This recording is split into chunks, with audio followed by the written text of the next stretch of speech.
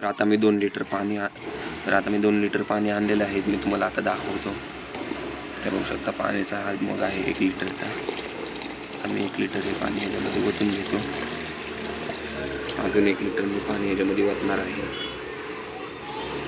हे बघू शकता. तर असं 2 लिटर जे काही लिक्विड आपण हे 6 लिटरचं लिक्विड खत बनवलेलं आहे. बघू शकताय. आता आपण याच्यामध्ये 2 लिटर पाणी ओतलेलं आहे. तर आपल्या आता प्लांटची मी ग्रोथही दाखव. तर आता ते आपण टाकलेलं आहोत. आता कळ्या बघू शकताय. आपल्या कळ्या या स्टेजवर आल्यावर हे लिक्विड खत टाकायचं आहे. म्हणजे कळ्यांची वाढ पण नियोगितप्रमाणे होते. कळ्या फुलायलाही चांगल्या होत्यात आणि मोठ्या पण होत्यात. बघू शकताय. फुल खूप भारी दिसतंय बरं का. कळी ही खूप मोठी आहे. तुम्हाला दाखवतोयच मी. खूप आपल्या झाडाला आता ह्या अशा कळ्या आलेल्याच आहेत. बघू शकताय. गुलाबाची झाडं आहेत ही आपली 3-4 कुंड्या आहेत.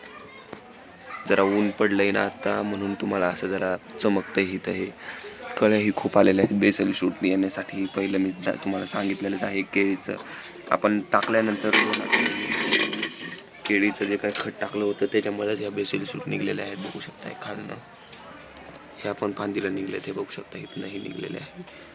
बघू शकता बेसल शूटच आहे ती पण. बघू शकता इथं बेसल शूट इथनं निघलेली आहे.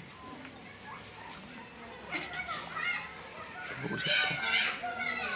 बेसल शूट हे निघण्यासाठी खूप हे करावं लागतं. द्या हे बघू शकता इथं हे दिसतंय तुम्हाला बेसल शूट निघतीये. तरी अशी आपली गुलाबाच्या झाडाची माहिती जी काय आहे ती तुम्हाला आवडली असेल तर प्लीज अशी जी काय आपली गुलाबाची माहिती तुम्हाला आवडली असेल, गुलाबासंदर्भात फर्टिलायझर कोणतं टाकायचं मी तुम्हाला ते आता दाखवलं. ऑनियन पिन फर्टिलायझर कसं बनवायचं तेही मी तुम्हाला दाखवलं.